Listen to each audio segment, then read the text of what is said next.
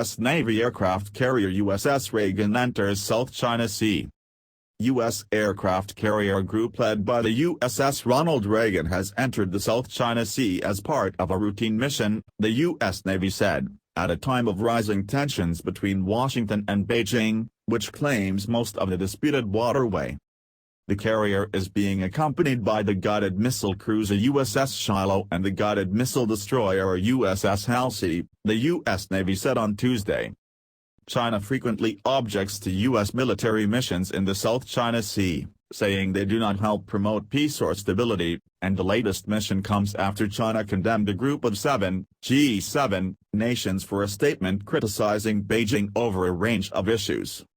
While in the South China Sea, the strike group is conducting maritime security operations, which include flight operations with fixed and rotary wing aircraft, maritime strike exercises, and coordinated tactical training between surface and air units, the U.S. Navy said.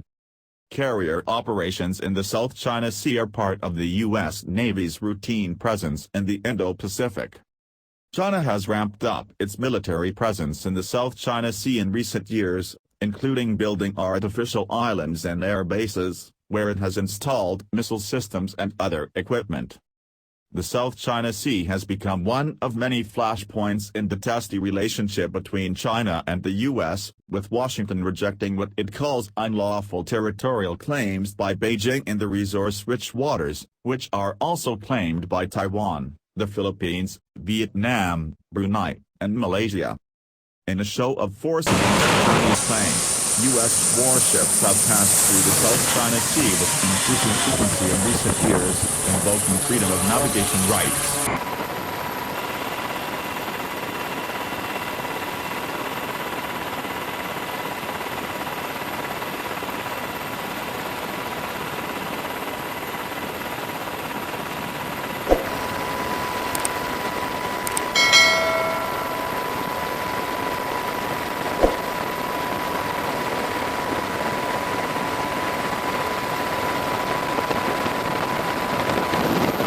In a related development, the Philippine Secretary of Foreign Affairs Teodoro Locsin has said the country will extend a key military pact with the U.S., after months of negotiations between the two countries. Philippine President Rodrigo Duterte had threatened in February last year to axe the Visiting Forces Agreement, VFA, after Washington cancelled the visa of a close ally who led his internationally condemned war on drugs. Duterte, who has cultivated closer ties with China, later reversed his decision, which analysts said could have further weakened decades of close military cooperation between Manila and Washington, D.C.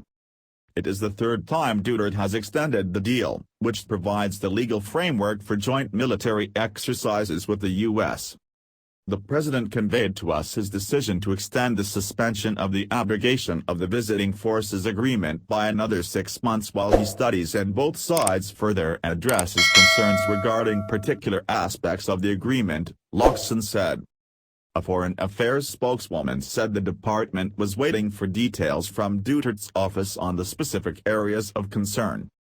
Duterte's decision also comes as China steps up incursions into Philippine waters, angering many Filipinos.